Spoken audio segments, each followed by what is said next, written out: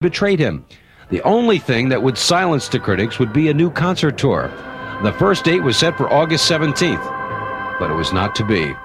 On August 16, 1977, at 2:30 p.m., Ginger Alden, Presley's current girlfriend, found Elvis unconscious in a second-floor bathroom at Graceland. Medical assistance was summoned and Presley was rushed to Baptist Memorial Hospital. He was pronounced dead at 3:30 p.m. A shocked nation watched as the news of his death was broadcast over every TV station. The cause of death is cardiac arrhythmia. The precise cause has not yet been determined for the cardiac arrhythmia. It may take several days to several weeks to determine that specific cause, and in some cases it never is discovered. The news came as a total surprise. Elvis was only 42 years old. Ironically, the Star newspaper was out that very week featuring an Elvis story on its front page and promoting it heavily on television. As word of Elvis's death spread like wildfire throughout the world, distraught fans converged on Memphis. At Graceland, Elvis was laid out in a huge copper coffin, wearing a white suit, navy shirt, and his diamond-encrusted TCB, Taking Care of Business, ring.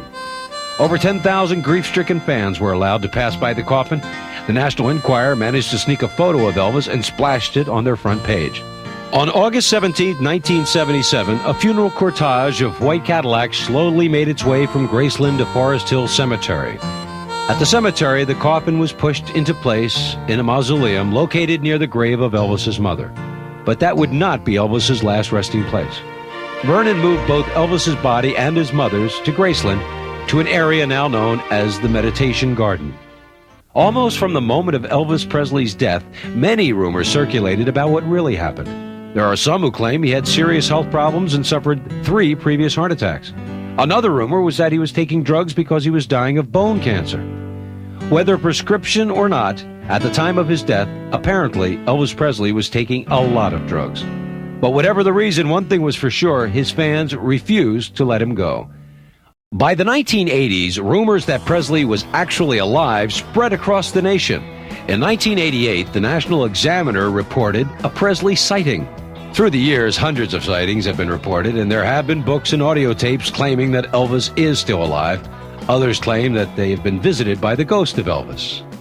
Both ends of his life are celebrated as fans travel to his humble birthplace in Tupelo. And thousands gather every year for an emotional candlelight vigil outside Graceland on the anniversary of his death. In his legendary career, Elvis made 33 feature films. He was awarded over 90 gold single records and over 50 gold albums, and 4 of his albums stayed on the charts for over a year. Elvis Presley has become a subject analyzed by authors, music critics, even historians. But in the end, the why of it really doesn't matter. What matters is that for whatever our own personal reasons, he deeply touched all of our lives.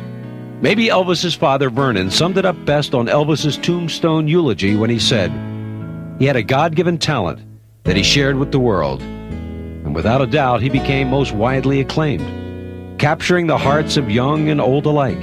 He was admired not only as an entertainer, but as a great humanitarian. He revolutionized the field of music and received its highest awards. He became a living legend in his own time, earning the respect and love of millions."